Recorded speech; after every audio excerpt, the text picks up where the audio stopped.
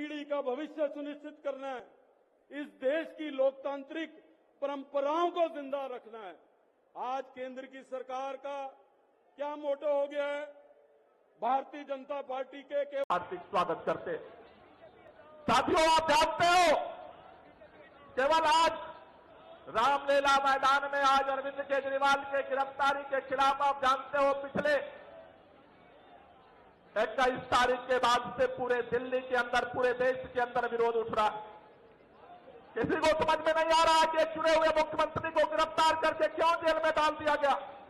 लेकिन अरविंद केजरीवाल, पहली बार केवल अरविंद केजरीवाल गिरफ्तार नहीं हुए। हम सबने देखा है खबरों में, दिल्ली के मुख्यमंत्री को गिरफ्तार करने से पहले झारखंड के मुख्यमंत्री हेमंत सोरेन को गिरफ्तार किया गया। हमने देखा है देश के हर राज्य के अंदर केंद्र की तानाशाही सरकार, देश के प्रधानमंत्री ईडी और सीबीआई के दम पर इस देश के अंदर लोकतंत्र की एक एक करके हत्या कर रहे हैं।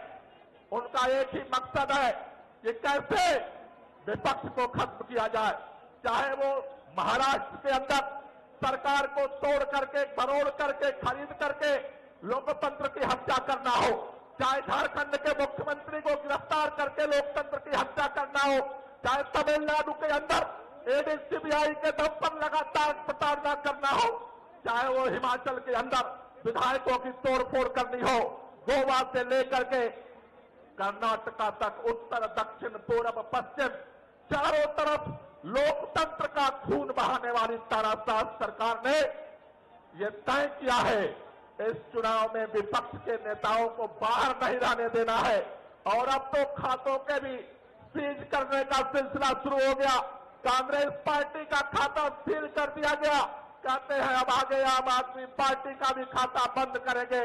लेकिन मैं आपसे कहना चाहता हूं, इस देश के अंदर तानाशाही का जो अभय रथ आज भारतीय जनता पार्टी लेकर के चल रही है, उसके पाप का घड़ा भर चुका है।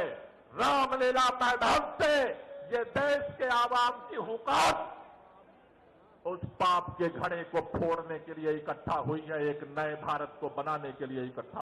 देश जानता है आज अरविंद केजरीवाल को जिस व्यक्ति के बयान के आधार पर गिरफ्तार कर लिया गया, वो शरद रेड्डी, साउथ लॉबी का, जिसको इन्होंने गिरफ्तार किया था शराब घोटाले में, उस शरद रेड्डी से इलेक्टोरल बॉन्ड की लिस्ट आने के बाद सारा दूध का दूध, पानी का पानी हो गया।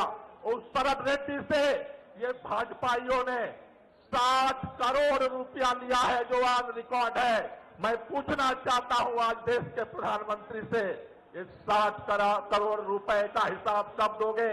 मैं ईडी से पूछना चाहता हूं, अरे तुमने मुख्यमंत्री को गिरफ्तार कर लिया, इस शरद रेड्डी को कब फिर गिरफ्तार करोगे? अभी कल हमने देखा एनडीए में राघव मुंगता के पिता को कैंडिडेट बना दिया।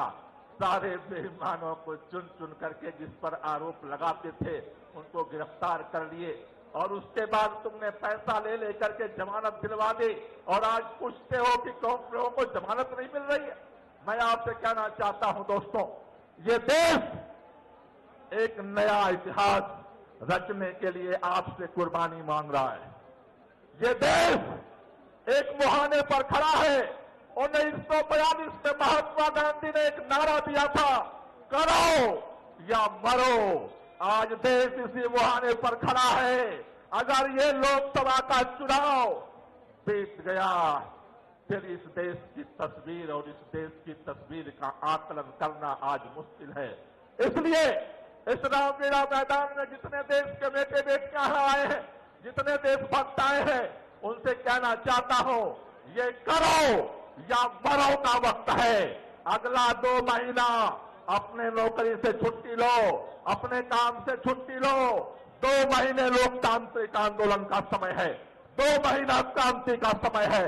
ये देश में लोकतंत्र ऐसे नहीं मिला। याद करो शहीद आजम भगत सिंह, राजगुरु सुखदेव को, याद करो तात्या टोपे को, अजीमुल्ला खां को, याद करो बहादुर शाह जफर को, याद करो बेगम हजरत महसलानी लक्ष्मीबाई को, याद करो इस देश के स्वतंत्रता संग्राम सेनानियों को, याद करो महात्मा गांधी, अंबेडकर, फूले को, जिनकी कुर्बानी के दम पर यह देश आजाद हुआ है। आज अगर हम चुप रह गए, आज आने वाली पीढ़ियां जवाब मांगेगी।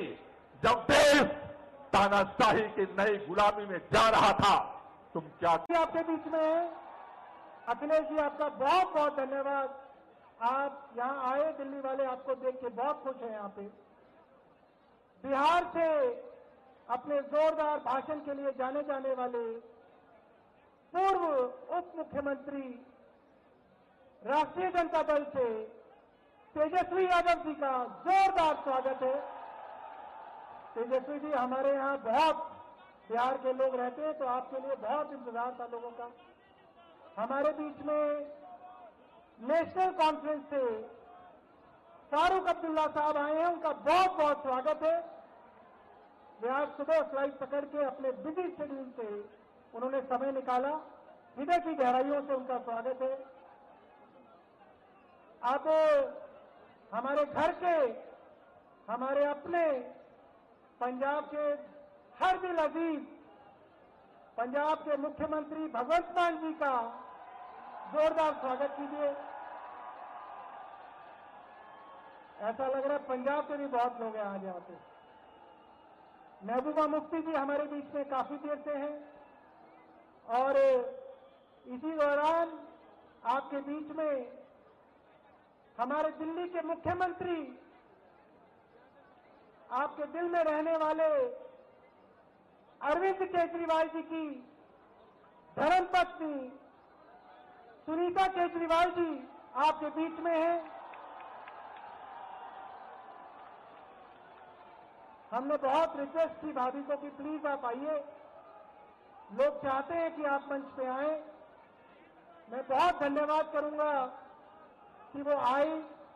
इसी तरीके से आप सबको याद होगा कैसे झारखंड में वहां के मुख्यमंत्री हेमंत सोरेन जी को एक झूठे मुकदमे में गिरफ्तार किया गया है, और उनकी धर्मपत्नी कल्पना सोरेन जी आपके बीच में है। आशीर्वाद दीजिए उनको भी। मैं अब मंच पे बुलाना चाहूंगा महाराष्ट्र के पूर्व मुख्यमंत्री। मुझे इसमें कोई संशय या संदेह नहीं है कि आज 31 मार्च का दिन इतिहास में लिखा जाएगा कि आज जब दोबारा देश के लोकतंत्र के ऊपर प्रहार हो रहा है, तो इस रामलीला मैदान से पूरे देश के अंदर दोबारा बदलाव की बहार चलेगी। ये सुनिश्चित करने के लिए आप और हम सब लोग जो है यहाँ पे उपस्थित हुए हैं। मुझे खुशी इस मूवमेंट में जुड़ने की, और मेरे तमाम अन्य पार्टी के लोगों की और हमारे कांग्रेस के कार्यकर्ताओं की, वो ये है कि हमारे पार्टी के राष्ट्रीय अध्यक्ष मल्लिका